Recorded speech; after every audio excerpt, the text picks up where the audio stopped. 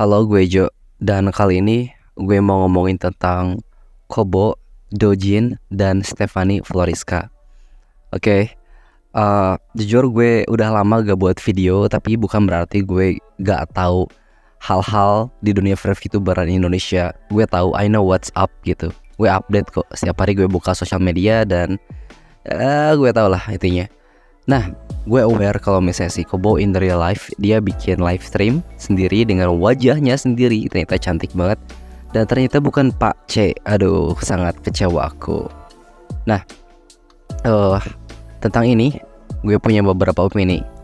Jadi kalau misalnya kalian follow hal-hal VTuber di Instagram, kalian bakal direkomendasikan sama algoritma Instagram untuk tahu si Stefani Floriska ini ada.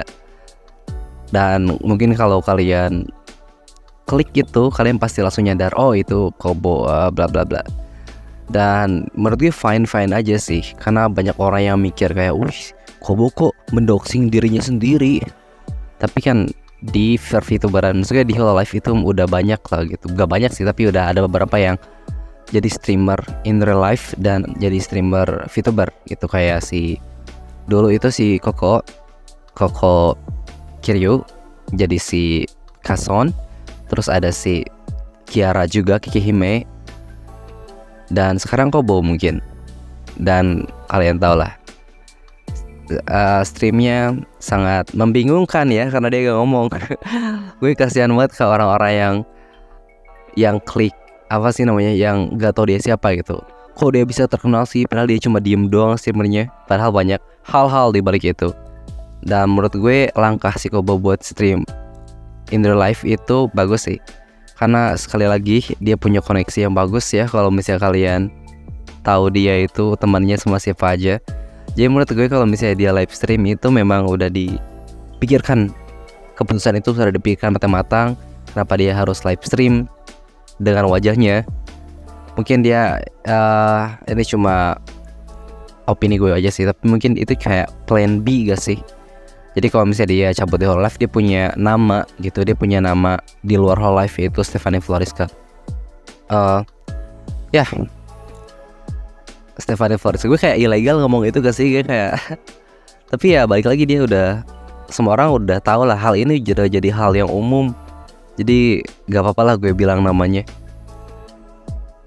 Oke, tapi ya itu tentang Stefani Floriska. Gue mau skip dulu tentang ngomong itu. Jadi tentang Dojin nih, ini baru banget nih tentang Dojin. Dojin apa? Dojin itu sebenarnya bukan hentai ya. Dojin itu apa ya, komik. Kalau secara technically Dojin itu bukan hentai. Gue lupa lagi definisinya apalah intinya. Tapi ya Dojin yang dimaksud gue sini itu hentai. Dan ya ini sebuah confession yang memalukan, tapi gue baca banyak Dojin. Jadi mungkin gue bisa sedikit mereview tentang Dojin ini. Dan gue bakal bandingkan sama Dojin yang biasa gue baca. Pertama, overall bagus. Oke. Kalian pasti lihat mungkin kalian mikirnya kan di covernya kayak, kok gambarnya kayak gini sih. Oke, gue bisa bilang bagus karena plotnya bagus. Sebenarnya plotnya simple sih sebenarnya. Cuman si Kobo disuruh pakai baju seksi, terus dia di fuck sama manajernya. Itu aja plotnya. Gak ada yang aneh-aneh, gak ada plot 5 head, plot genius kayak Metamorphosis si Saki Yoshida. Gak kayak gitu. Gak sedalam itu. Ini cuman ya fun aja gitu. Art cuma apa ya, turn your brains off and have fun gitu. Tapi jujur gue gak ngocok bacanya ya.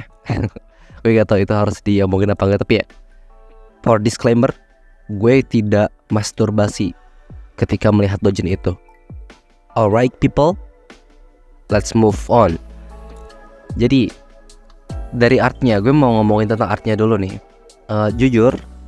Sejujurnya artnya itu menurut gue masih bisa diimprove.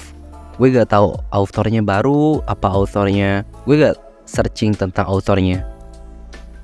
Tapi dari artnya sih gue judge dia masih let's say baru lah ya. Soalnya banyak panel yang harus lebih bisa diimprove. Tapi udah bagus. Ini masih enjoyable karena plotnya yang bagus. Jadi kalau kalian suka hardcore bondage, manga ini bagus untuk, maksudnya manga ini cocok lah untuk kalian yang punya dalam kurung tanda kutip fetish kayak gitu. Nah, ada hal yang mungkin ini meeting ya, ini hal yang cuman gue yang ngerasain. Karena gue banyak baca doujin, tapi doujinnya itu di platform yang lain, bukan di Doujin Desk. Ini nama platformnya, bukan platform sorry ya, ini nama websitenya Doujin Desk. Dan ini pertama kalinya gue baca doujin di sini. Biasanya di platformnya platform mulu, di website yang lain yang lebih terkenal. Dan di website itu biasanya bahasa Inggris. Jadi dan gue ngerti bahasa Inggris, dan jadi gue biasa baca doujin pakai bahasa Inggris. Dan ketika lihat doujin pakai bahasa Indonesia, kayak gimana ya, aneh aja menurut gue. Dan mungkin ada beberapa kata-kata yang terlalu baku. Tapi cocok sih, soalnya mungkin peran si manajer ini udah tua sih di doujin ini. Jadi mungkin bahasanya agak baku, it's okay. Tapi meeting ini cuman hal yang buat gue aja. Gue yakin kalian pasti enjoyable sih. Ada salah satu dialog, si manajernya bilang, "Aku tidak tahan lagi, ingin menggali bokongmu dengan penisku." Ya mungkin gue harus terbiasa dengan kata-kata yang baku, bahasa Indonesia yang baik dan benar. Terus apa lagi ya?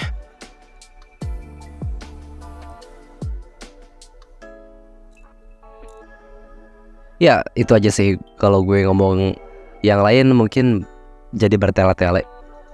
Bagus, give it a try. Dosa, it's not my fault. Dan ya, Indonesia punya sebuah potensi di dunia doujin berarti. Dan mungkin 5-6 lah, jangan 5 terlalu lama, 3-4 tahun ke depan Indonesia bisa jadi pemasok doujin yang berkualitas kayak Jepang. Itu aja sih. Bye guys, love you, Joe.